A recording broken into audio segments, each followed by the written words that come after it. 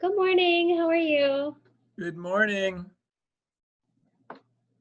We'll be getting started shortly in about 11 minutes, 10 to 12 minutes. Okay. So what time did you get up this morning? Very early. Yeah, that's one bad thing about this job. Yeah.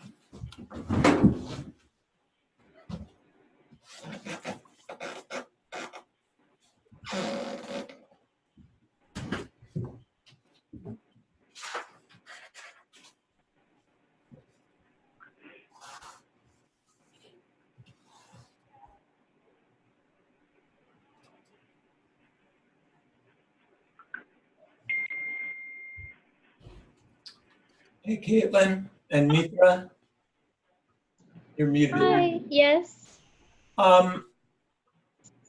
Let's see. I wanted to ask you, I think, about invitations. Nobody else is on yet, right? We have a few people on, but we're waiting for a couple more to show. Okay. Let's see. Let me look at the.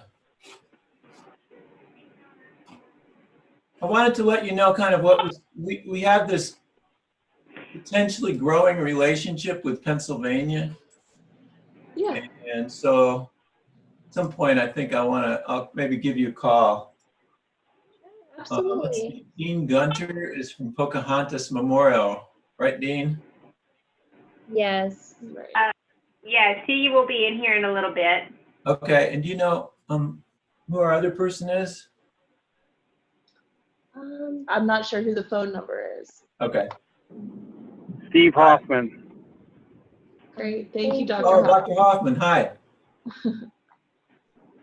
Oh, But yeah, we still have a couple of minutes, so I anticipate some more people jumping on. Okay, all right.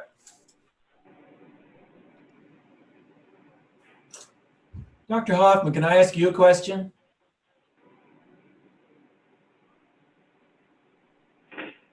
yeah, I had to find my mute button. Sure, Great. go ahead. So one of the things I talked to Caitlin about last week and also a few weeks ago was about if there would be and you maybe are working on this, I know you're working on this already, Caitlin, but the question is about having a radiologist as part of the hub, because we almost always, if we got our stuff together, and when we're at our best, we're looking at images of chest x-rays and CT scans. And I've been trying to get those images into the cases we submit. So and then the other thing is I would love for us to have a didactic on radiologic quantitation of emphysema, which seems like a radiologist special didactic. So I'm wondering if you think there's an ideal person or not sure. I missed the last. You want the didactic being what exactly? I'm sorry. Well, this would be just one thing, but it's a radiologist topic, which is using CT scans for quantitative estimation or calculation of emphysema. Oh, okay. We could try to find somebody to give that didactic. I think it would be, in terms of having them on all the time, I think it would be reasonable to try to get the x-rays first. I will say most of the pulmonary community reads their own x-rays and decides what to do long before radiology ever sees them. At least basic chest films and basic CAT scans. So whether they'd want to sit on a call for all that, I don't know. We could find out. But I'd have to figure out who could give a talk, but probably we could find someone to talk about. You're talking about emphysema specifically. Yes. So, yes. Yeah, we could find somebody who could talk about how to quantitate that, I think. That would be I don't know who that is exactly, but I don't know whether they want to be on the call every week, every call. Well, depends on how the X-ray thing works out and how the images look and what kind of cases we get. Well, that makes total sense to me, and so I'll stop pushing for a radiologist all the time, Caitlin, especially since what Dr. Hoffman is saying is that pulmonologists read chest x-rays and read CT scans. And so as long as we have, and so we have a CT scan today. And so I'm really glad you're here. And that would be great if we can find somebody. There was an article, a lead article. By the way, the downside is I'm only here till 8:30, so I'm sure somebody else will join, but I got to leave at 8:30. Well, then we'll do our cases first. All right. Okay, thanks. That's really helpful. No problem. All right, great. So it is 8 a.m. I wanted to see if everyone would introduce themselves. So Dan, would you like to start? This is Dan Doyle, family doctor at New River Health today, and always on Monday, but on Tuesdays, always at Cabin Creek. Thank you, Dan. Everyone with Dean. Hawks Memorial Hospital. I'm a respiratory therapist here, and Dean will be joining us here shortly. He is actually our manager of our cardiopulmonary department. Thank you. And Heather.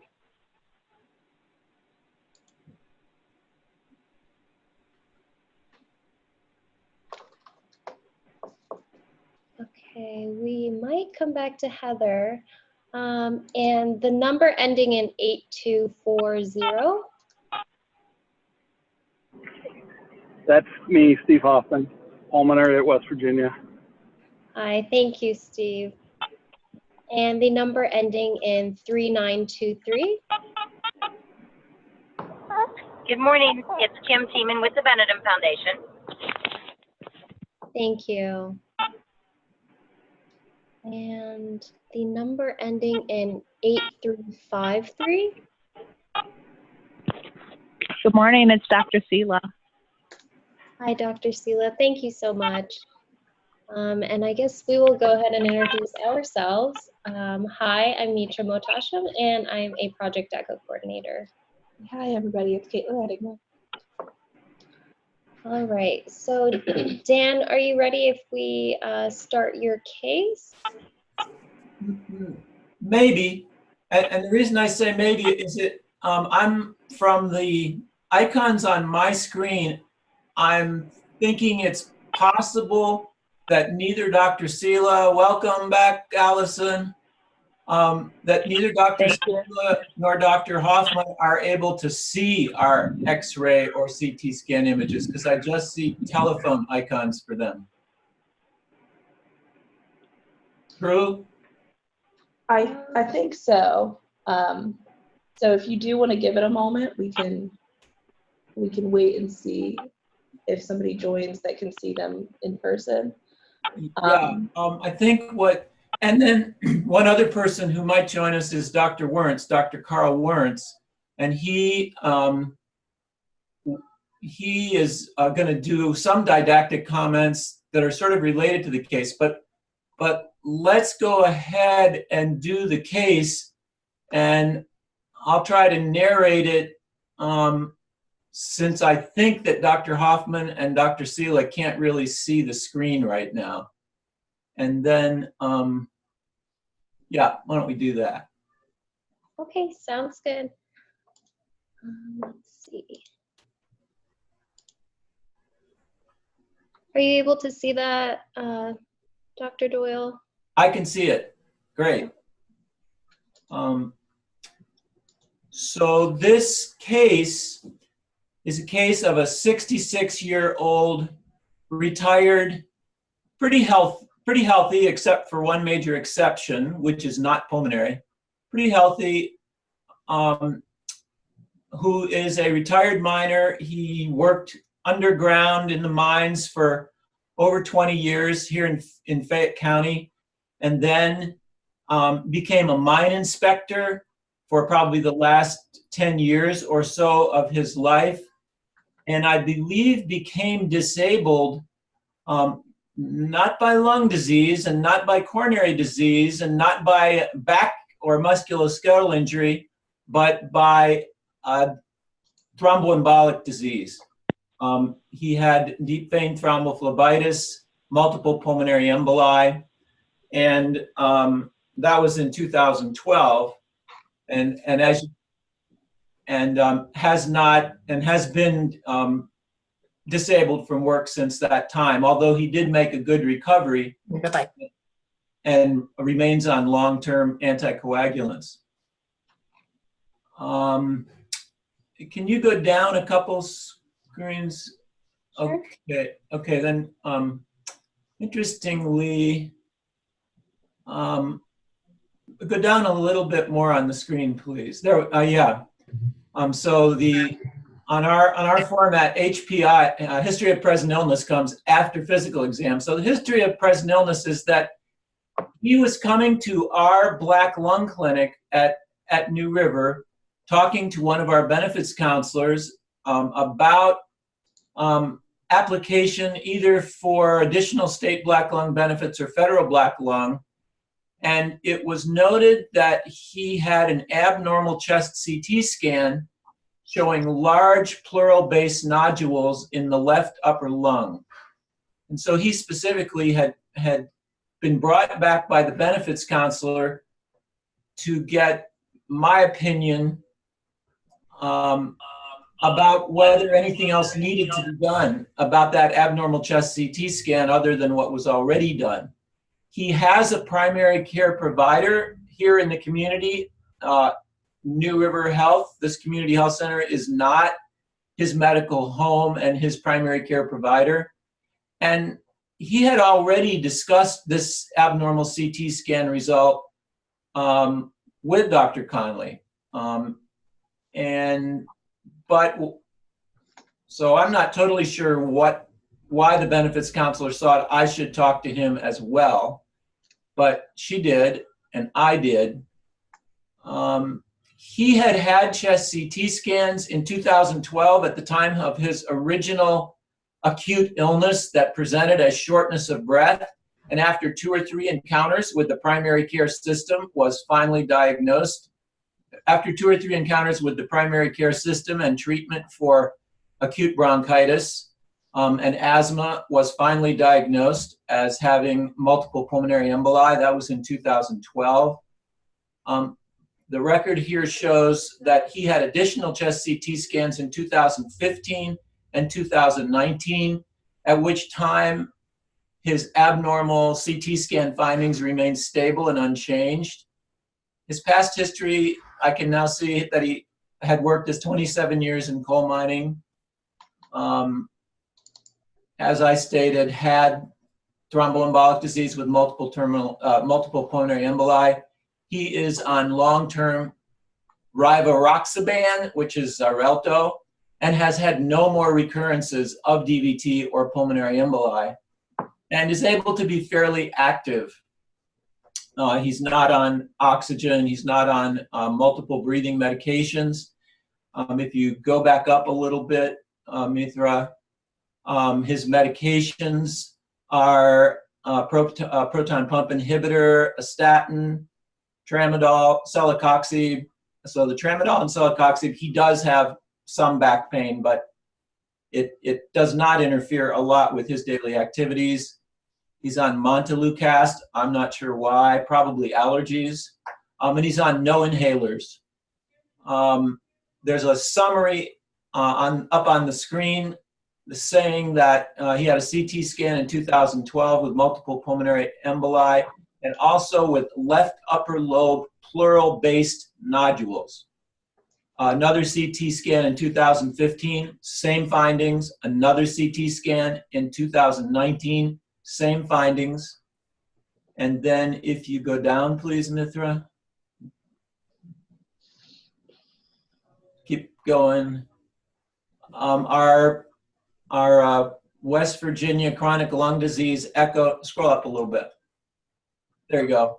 The template that we use for cases has a field for comorbidities, and what that says is history of DVT and PE, osteoarthritis and back pain, no diabetes, hypertension, or coronary artery disease. And then the next field, go down, is respiratory diagnoses, and on the screen here that's blank, but I think we would say that he has mild to moderate co-workers pneumoconiosis based on X-ray findings and previous benefit awards. I'm pretty sure he has like a 5 or 10% state OP award. And then the next big field is spirometry. And what we have for his spirometry is simple spirometry without bronchodilators. And his simple spirometry, simple, valid, reproducible, acceptable spirometry results show an FVC of 3.73, which is 77% of predicted. I'm sorry, 3.73, which is 92% of predicted. An FEV1 of 2.87, which is 95% predicted, and an FEV1 FVC ratio of 77%. So we would consider this a normal spirometry, and he does not have a DLCO, and we do not have post-bronchodilator studies, and we do not have full PFT, so we're lacking lung volumes for him. But as I said, his percent predicted FVC is 92%. And then if you keep going down, so my questions were, what is the differential diagnosis of this type of pleural-based nodule? And we're going to go ahead and put those images up on the screen for people who are able to see them. Let's look at the chest X-ray first. Okay, I can see Dr. Hoffman, so that makes me hopeful you'll be able to see this, Dr. Hoffman. Yep. Okay, great. So would you go ahead and just sort of comment on what you're able to see here? So it's actually, I'm looking at it quickly.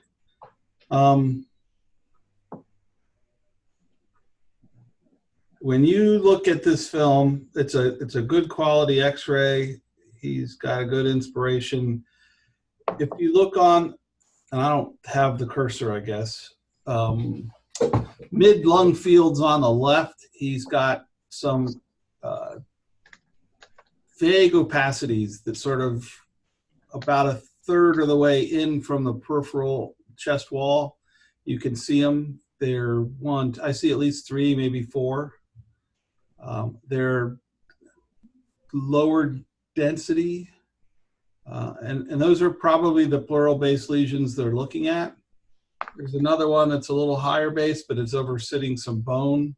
It's down a little lower in the lower lung fields on the left. The right side, I don't really, except maybe at the apex, and there's a lot of bone crossing each other. Maybe there's something up there.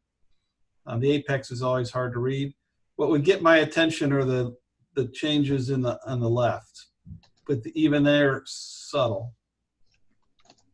I don't see a lot of emphysema. There's no real hyperinflation. Overall, not a bad looking film, except for whatever those things are on the left side. About the left. And when you talk about the left side, at what level are you talking about? Maybe reference to the levels of the heart? All right, so sort of where the, if you see where the pulmonary artery comes out on the left, and you go straight toward the chest wall periphery, one just below that, and then you go down another rib space, you'll see a couple other vague lesions. Those overlap the bone again a little bit, so when you do that, you're always at a little bit of a disadvantage because the bone will make whatever you're looking at a little either harder to see or at least denser, depending on what it is. So it's sort of at, the first one's at the level of the pulmonary artery or just below. And then there's a couple straight down from that. Again, real subtle. Okay, great. What do you think of? And is Allison, I don't know if you can see this yet or if anybody else can see it. Does anybody else have any comments before we go on to the chest CT views? Yeah, I think Dr. Warrens wanted to say something. What about the left apex laterally? I can barely hear, I can just faintly hear his voice. Okay, let me switch back over to a different kind of audio. What do you guys think about the left apex, left apex laterally? Yeah, I looked at that too, and I can't really tell. There's so much bone there. That little spot where you kind of cross over the clavicle and at least 2 ribs, maybe 3. But that would, I think, on a CAT scan, that'll be really interesting to look at also. But that's another. It's a little fuller than on the right in that space. As a guy who used to run a county tuberculosis clinic, that would have got my attention for old TB potentially. But I'm hoping we have a CAT scan and we'll see what that looks like. I think you just recruited yourself for a didactic on pulmonary TB in North America in the 21st century. Well, it was a decade ago. Okay, great. So before we put up the chest CT scan, I just want to say that Caitlin and I have kind of been working together. I mean, it became clear in this echo that pulmonologists always want to see a chest CT scan almost, and which makes total sense. But as a PCP, I hadn't quite got to that point yet. So that in these echoes, it was almost always going to be important to have CT scans if we could. And but CT scans, we're not used to looking at CT scans that much. And a CT scan with a chest X-ray, if we're lucky, we have 2 good views. With a CT scan, we have about 120 or whatever it is. And so we had to pick out, gee, what can we display? And so I would really like feedback from the pulmonologists about picking CT scan views. And the other thing is, what we kind of finally figured out on how to do this was to use a screenshot. So if we can get, it's the Windows snipping tool, and now they're proposing some other tool, which I haven't started using yet, but the snipping tool still works. So what we do is we put that CD into a PC, we find views that we think make sense, we do a screenshot of those views, and that's what you're going to see here. And any feedback on selecting views, or if you think we need more than 2, is really appreciated. So if you can go ahead, Allison or Mithra, and show us one. I think we want the en face, the AP or PA view, looking straight on like a chest X-ray. Okay, we're gonna try I this don't know one. if you guys can hear me. Can I make a comment? Yeah, sure.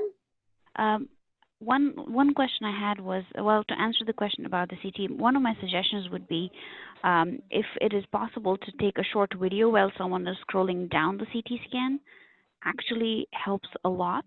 And probably in 2 views, one would be the lung view that we have a picture of, and one would be the mediastinal view.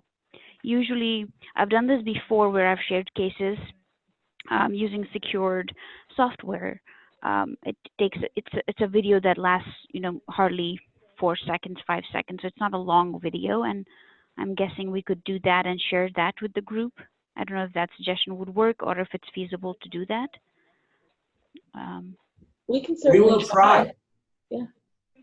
And I would agree with that comment in the sense that one view of the CAT scan is sometimes nails it if you tell people what they're looking at. But oftentimes, when you really read a CAT scan, in the old days, it was all on, you put up 10 films and you looked across. Today's world, it's all about scrolling. But having the ability to scroll up and down and look through a lesion and see where it is in the lung architecture makes a big difference. If you know what you're looking at and you're just trying to make a point, this is what it is, then 1 or 2 pictures is good. But at that point, you probably need to ask, at least let the person who's going to read it in on the what you're trying to get across. Because at that point, it's more of a demonstration tool than a diagnostic approach. Yeah, and I think the point that Dr. Hoffman was making on the chest X-ray, the CT scan snippets that we have in the email, I'm logged in only with phone, does not actually get to the point where you see more nodules that are pleural based right next to the pulmonary artery, or kind of midway between chest wall and pulmonary artery. The CT scan snippets only pick up on the apical nodules. So there's a little bit of missing information there with the case. Right. And everybody, that's Dr. Zolfiker talking there. And I wanted to let everybody know that Dr. Sela, Dr. Stansbury, Dr. Weissman, they can all see the screen as well. So. I did have a question regarding the chest x-ray because he was a coal miner. Did he have any more chest x-rays in the past, maybe 2 years ago or something? He has had previous chest x-rays. And these findings are new? Which findings? The findings with the apical nodule, the pleural-based nodules at the mid-lung zones on the left side. So Rafi, he's got CAT scans going back to 2012 that at least by report, they're all there. By report, okay, let me see if I can open up, thank you. Maybe what you could do, Mithra or Caitlin, is show that CT scan view again, and then show the other one as well. And we don't have a scrolling video, but if you could just maybe go back and, like 3 to 5 seconds on this, and then 3 to 5 seconds, and let's see. Would somebody please remind us what we call these views? This is effectively a PAAP sagittal view. Okay, and then we're going to switch to the other view.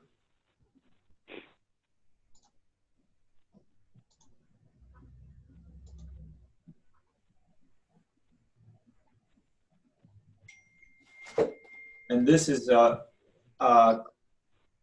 coronal view? I'm sorry, it's actually, yeah.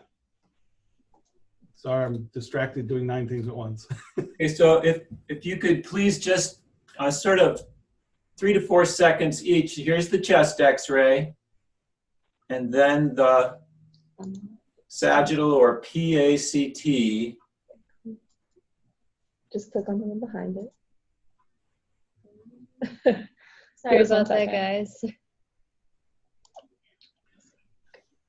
Okay, put that one down. Okay. And then pulmonologists dive in. And then go back a page. And do you want us to leave it on the coronal or the? Just scroll to the next 2 CAT scan views. Oh, I see. Hold on, sorry, give us 1 second. You want to see 2 CAT scan views? Yeah. Here's this one. So we'll talk about that one, and then, so this is that apical stuff that Dr. Wertz, I think, commented on. And you can see up here the apex probably you can see calcium, and you can see these irregular shaped densities. You can see the calcium being the wider, again, I'm using my cursor like you guys can see that, but you can't. So you can see the wider interior density inside the other density that scrapes around that wall. So that's calcium. And he's got a little more on the right that you see, at least in this cut. You notice that all the bones are out of this, which makes everything easier to see. And if you go to the other view,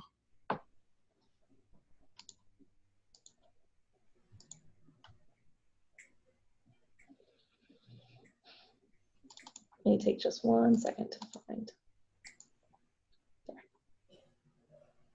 you make it a little bigger, Kaylin?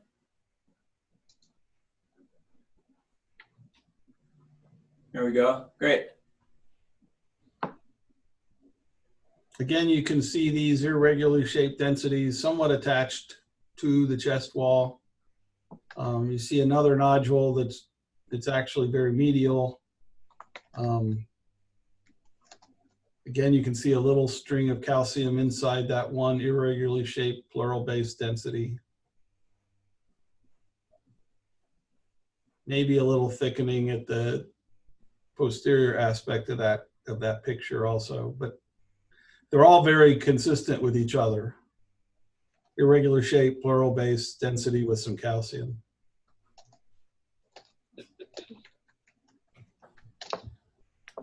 Great. And we have at least 3 other pulmonologists. We have riches of pulmonologists this morning. Any other, and Dr. Wernz, any other comments on these images? I wanted to make a quick comment since I don't have the liberty of looking at the video that you guys are scrolling down across, and I have just the snapshots. I did go back and apologize, looked at the case.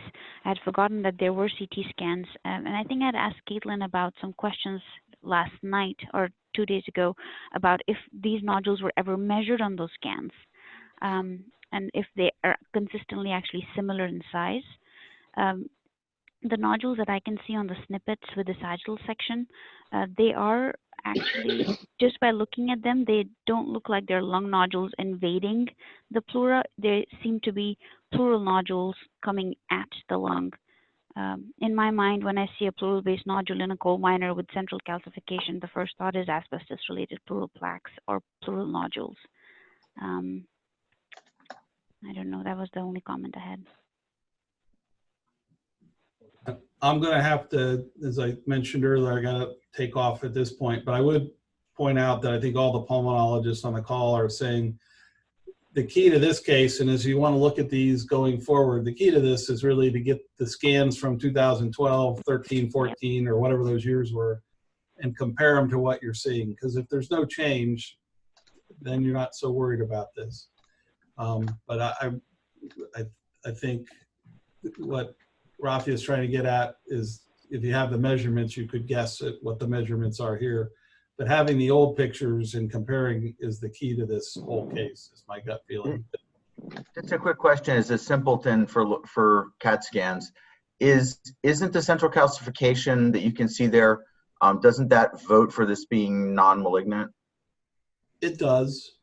And and I would think both the age, but I would have, to me, the older films that are unchanged beat the calcium as a final decider. I think if this is growing, then I still have to worry about it. If this is the same calcium or no calcium, I'm probably okay with it.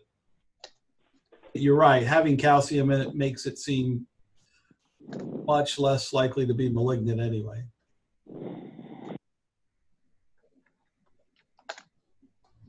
Thank you, Dr. Hoffman. We really do appreciate your time this morning.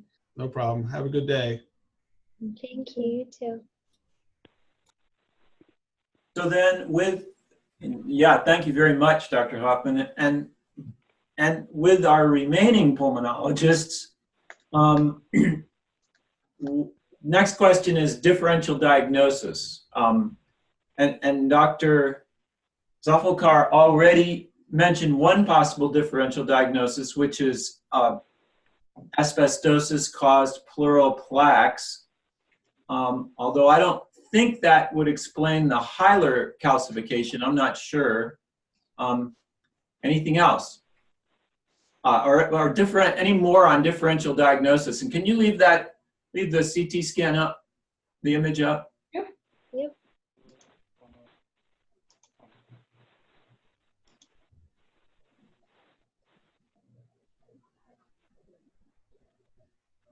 Can you see that okay?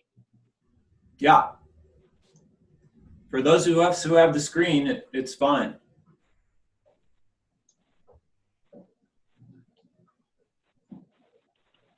I don't have any other. I don't have any other. I'm just wondering, because some of us love a specificity. If there are any other specific things we should be thinking about, or just for the sake of naming.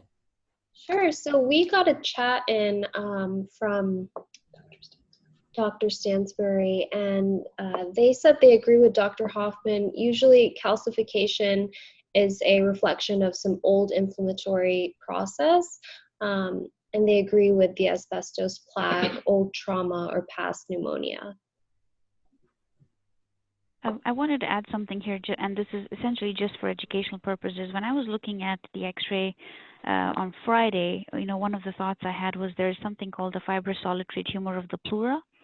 Usually it happens only, there's one pleural-based nodule. We have no idea what it is. and surgically resected, it turns out to be it's a fibrous tumor. Most commonly it is benign. It can turn out to be malignant. Usually it is not this diffuse. You don't have multiple nodules on one side. It's usually just one big pleural-based nodule. I think just for the sake of adding differentials, that was one of the things I was thinking when I looked at just the X-ray. And as you scroll down the CT, or when you look at the CT scans and you see these multiple pleural-based bilateral thickening of pleura, that differential kind of goes way down the list and comes off of it. But with that diagnosis, we have seen at least a few patients here at WVU where patients come in, non-smokers, no exposures, never been exposed to asbestos. And with the wedge resection, they're found to have that fibrous solitary tumor of the pleura. And just for completion's sake, I wanted to add that. Thank you. Thank you, Dr. Zulfikar. And I heard fibrous. Word number 1 was fibrous. Word number 3 was tumor. And what was the middle word? Solitary. Fibrous solitary tumor of the pleura. Fibrous solitary tumor of pleura. Okay. Interestingly enough, these patients can sometimes present with hypoglycemia because this tumor can produce insulin-like growth factor and make these patients hypoglycemic. We had an interesting case where a patient actually presented with hypoglycemia, for some reason went through a chest X-ray and was found to have this right lower lobe-based large nodule, led to wedge resection and eventually the diagnosis. That sounds like a case report. Yes, it was. It definitely was. It is actually very well documented, but it's supposedly very rare. But we have seen a few cases here. Maybe because we are going through an epidemic of CT scans, so we're picking it up a little more. Well, since Caitlin and I have been making an effort to include CT scans, chest CT scans, and it seems like that's a really important part of pulmonary and chest diagnosis. Would you elaborate on epidemic of CT scans?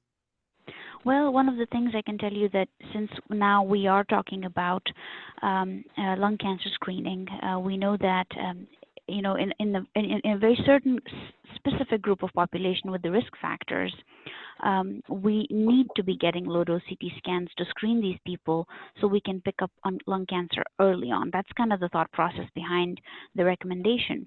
What has happened, unfortunately, is there is no risk stratification when it comes to getting these CT scans. People across the community or for whatever reason get a CT scan, they see a nodule that is 4 millimeters, it's a female non-smoker, and then next thing you know, for medical legal reasons, patients are getting CAT scans. So we see that a lot in our cancer clinic. And when we trace back, we're like, well, just if you think about the patient's, demographics, the age, the history, the risk factors, it was not indicated. But I think what has happened is because of, for many reasons, and medical legal being one of them, we are seeing an epidemic of CT scans for a 4 millimeter nodule. That's one spectrum of this. The other spectrum is even if we have patients who are high risk but elderly, we have seen patients come to our clinic with CT scans for lung nodule follow-up that are, again, not discussed with the patients, because one of the things we have to remember as physicians about the cancer screening CT is that it is a screening tool so that you can catch something early to intervene on. And we're talking about, say, an 89-year-old wheelchair-bound person who has a poor quality of life. Before we decide as a physician to put this person through the whole plethora of a CT and a repeat CT, a PET scan, and a biopsy, there needs to be a discussion about, well, do we need to go down that road or should we not? That's actually the part of recommendations. So I think we as a group with education and residents and fellows, we try to make sure that we share that with everybody. That in a patient, when you're ordering a CT scan, risk stratify them first, see if it is indicated or not, and in an elderly patient, having a discussion about is it even worth it going down that rabbit hole. But I think it happens with every screening test when it is when it becomes a recommendation, I guess. If we look back at history, it's how it usually goes. There's an overpopulation of the scans or the tests initially. So I just want to clarify. So the epidemic of CT scans you were referring to is an epidemic of diagnostic CT scans, not including low-dose CT scans. yes, that is correct. That is correct. Diagnostic CT scans, where they're not indicated, but they're done because somebody saw a 4 millimeter nodule. I really, really appreciate those comments. And I want to see if any of the primary care people or not primary care, people out in the community who aren't at the hub or at the university hub, because many of us are involved in trying to make sure that people are appropriately screened. If what Dr. Zulfikar was just describing is something that you've encountered and kind of how you try to deal with that. This is Allison. I am definitely seeing that. I get new patients referred to my clinic all the time for small nodules that some of the outlying providers are wanting me to follow up on. And so unfortunately, I end up bringing this patient in for a visit just to tell them that, this is a 2 millimeter nodule or a 3 millimeter nodule. There's no indication for us to do any further imaging on this. So I'm definitely seeing that in my clinic. And provider education is a big thing, just going to the clinics and making sure that they know, what follow-up needs to be done and why you would order these, and making sure that they understand the risk stratification process.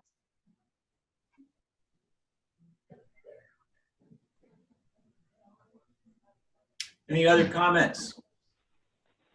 The follow-up of nodules. Sorry, guys. I was trying to comment, but I was muted and did not realize I had muted myself. But the Fleischner Society guidelines give you very specific recommendations on nodule follow-up, when to follow up, risk stratification, and those sort of things. So they're very simple, easy. And that's, when we get someone referred to clinic, that's typically what we look at.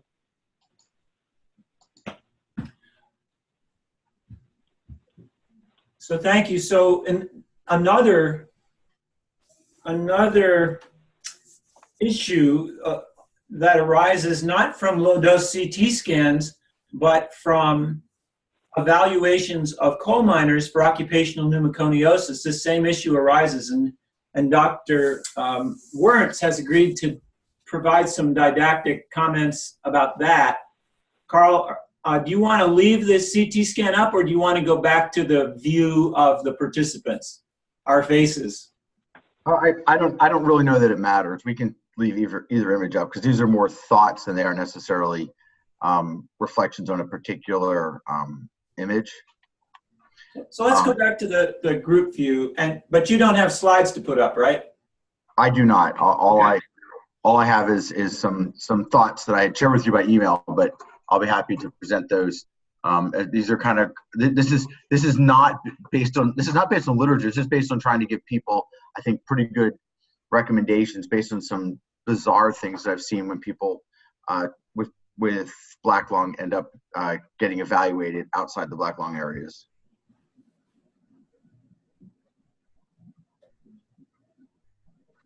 Go ahead. Oh, okay. So these are the things, kind of Carl's recommendations. One is only get imaging for somebody that you think or concerned may have black lung, or they're a black lung person, especially if you suspect PMF, but you're concerned about other possible diagnoses, or at least want to think about that possibility. Is make sure that you get the imaging done and the reading done in the coal mining areas, so that you have radiologists that are more likely to understand what black lung is and what it looks like on imaging. Also, know some code words. Whenever they say, consider occupational exposures, that means, is this pneumoconiosis ? They talk about fibrotic change or coalescing interstitial densities. Those are all code words for pneumoconiosis of one sort or another. My second recommendation is only use pulmonologists who have had some experience working in a coal mining region and are familiar with black lung. The story that I tell that goes with both of those stories was a coal miner that I talked to as part of one of my other jobs, who had retired, moved to Florida, and for over 5 years he'd been getting quarterly CT scans for his PMF because they were convinced it had to be cancer.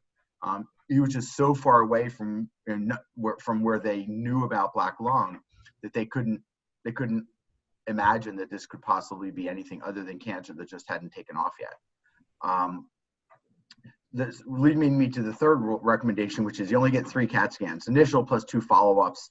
If there's no significant growth and the provider's really concerned, I recommend go to no more CAT scans, but switch over to chest X-ray for follow-up, keeping in mind that a chest X-ray is something around 1/10,000th the radiation dose of a CAT scan. And the final thing, which I think everyone in here probably already knows, is never, ever, ever use a PET scan to differentiate PMF from cancer. Because it's been published a couple times actually out of WVU's radiology department. They did a study and about half of PMF lights up on PET scan. So it really isn't a helpful test to tell those two things apart. Again, when you get outside the coal mining area, they don't know that. And this guy that I was talking about in Florida, he had a PET scan. And the reason that they were so focused on this being some sort of cancer was because his PET scan had lit up, and then it must be cancer. We'll just keep following it. And they had no information about the management or follow-up of black lung.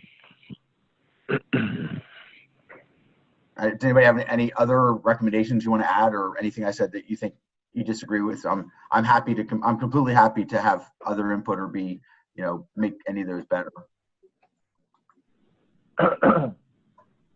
Yeah, I agree with your point on the PET scans, and we actually presented at ATS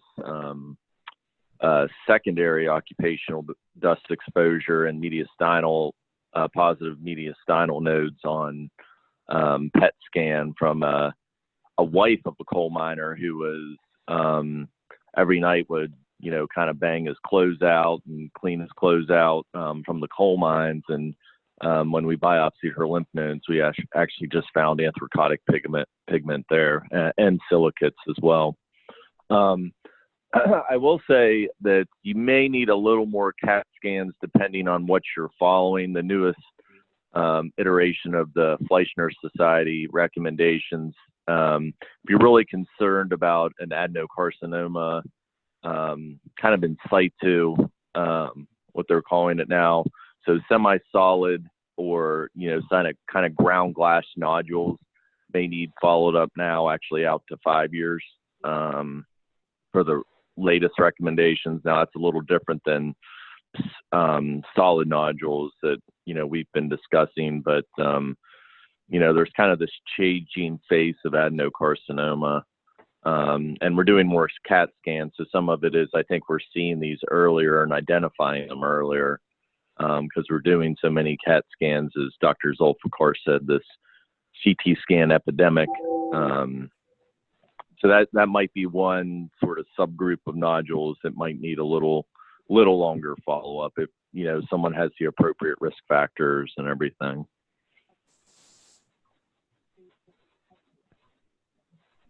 Well noted. Thank you very much. That was very helpful. And Carl, this is Dan Doyle. I did not know, you said everybody already knows this about false positives on PET scans. I didn't know that. So it's one more lesson for me as I learn important new things every day that I should have known a long time ago. So thank you for that. That's a big takeaway for me. Yeah, don't feel too bad. The PET scan, the PMF showing up positive was only published a couple of years ago, and then I didn't know about the part about the lymph nodes positive with silicotic lymph nodes. That's actually new information for me. Thank you.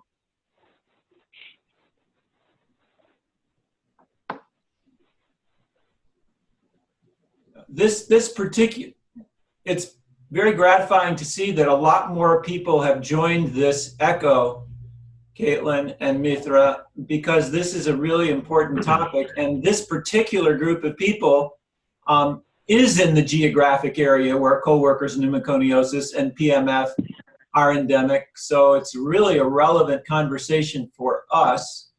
Kim, and then there are people from around the country, like Kim Mastel in Washington, who have an interest in this topic. And so it's really a pretty amazing example of what I would call geographic medicine. And so any other comments on what Dr. Wernz or Dr. Asbury just mentioned from your perspective as people who work in the eastern coal fields or have a really important policy interest?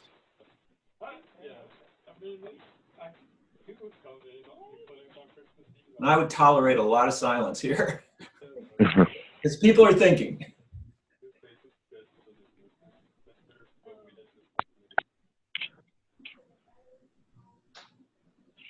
I would say, one other thing that I bring up is that, there, as part of some health programs and, sort of health fairs, we've actually had a couple people go through the low-dose CT scanning, lung cancer screening, paying out of pocket because it was offered by their local hospital. So I actually saw a patient with one of our fellows who had undergone a low-dose lung cancer screen CT scan, who had essentially no risk factors and it wasn't indicated, and found a nodule that subsequently was resected and benign. So again, getting back to Dr. Zulfikar's point, making sure you're screening the right person and having a discussion what the implications of these screening CTs are is very important.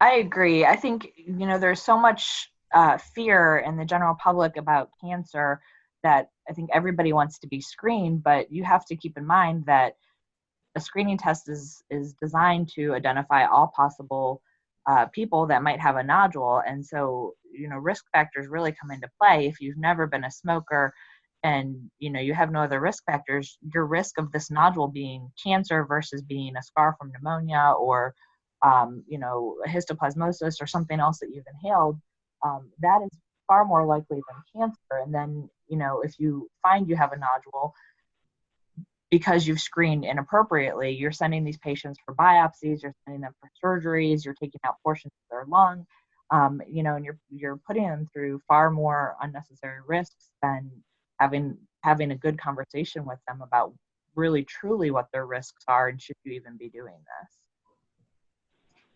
So that's a good stick, I think point for our primary care providers is, making sure that if your patients ask you about this, really knowing when it's indicated.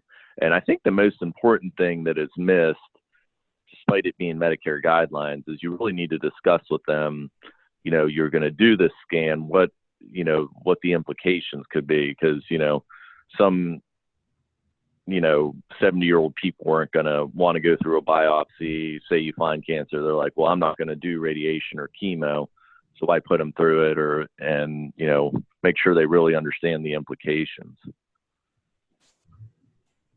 Something that I ran into, this is Andy Bell at Lincoln Primary. I'm a respiratory therapist, and we recently participated in a low-dose CT scan grant with American Cancer Society.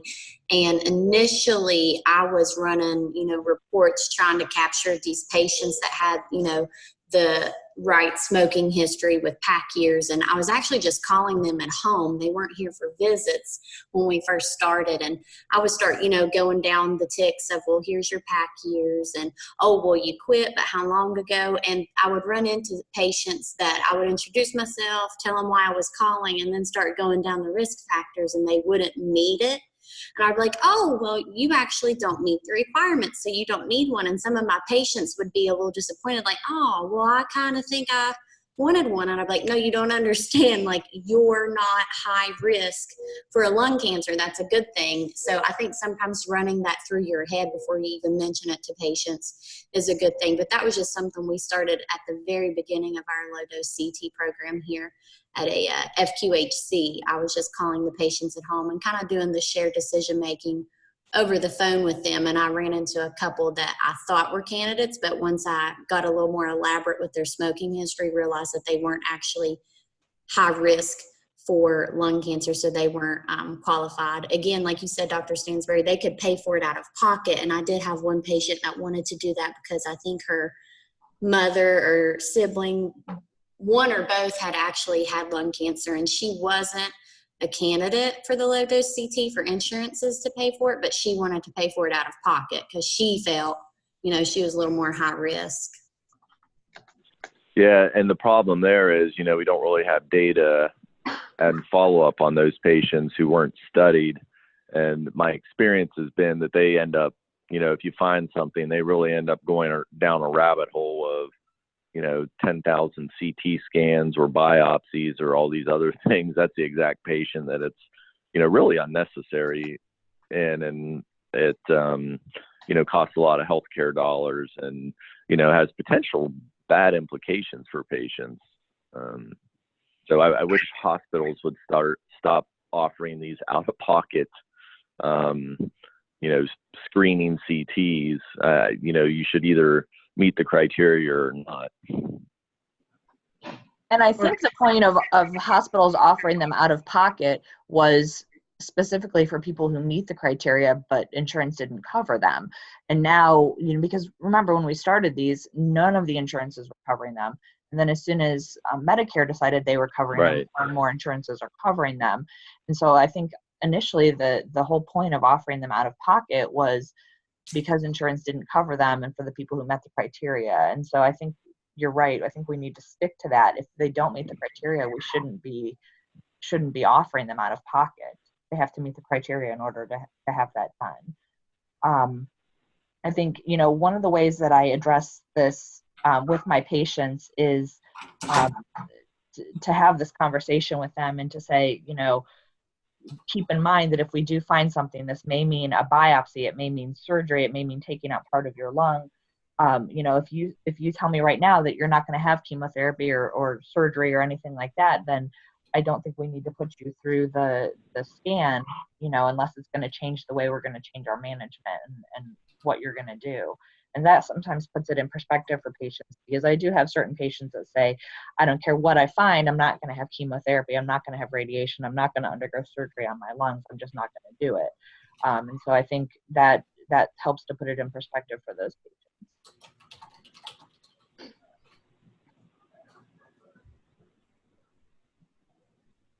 It's really important to choose the right patients and to have those kinds of conversations. But the national data are that only a very small percentage of those who meet criteria actually get lung cancer screening. So on the reverse side, it's important to keep track of that and offer it to people where it's appropriate. Thank you for that. So we have about 7 minutes left. Were there any other comments or questions? Anything anyone wanted to mention?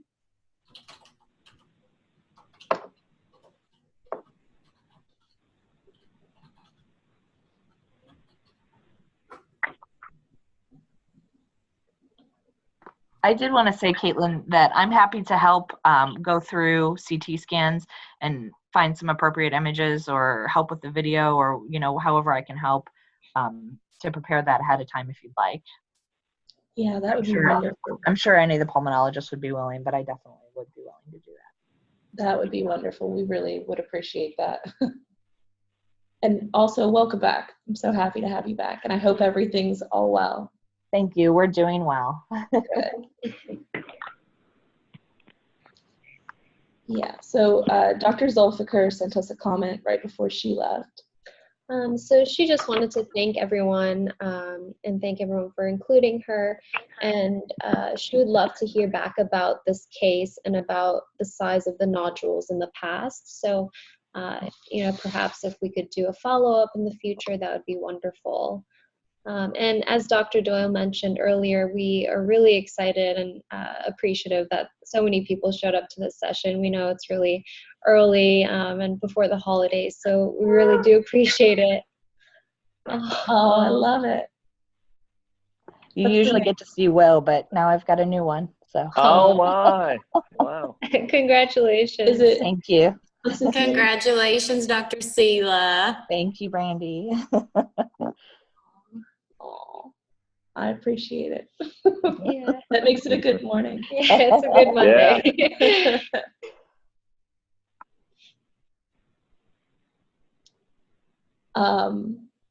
Now we're all distracted. I think the only other things were anybody who joined late, please feel free to email Mitra, and so we can record you for CME purposes. And as far as announcements go, our next session will be January 6th, and Dr. Selo, I believe, is going to be providing our didactics. So I guess be prepared for that. It's going to be a really exciting new year. We have the whole schedule laid out for the first half of the year, so we're really excited. We hope you all can join for those.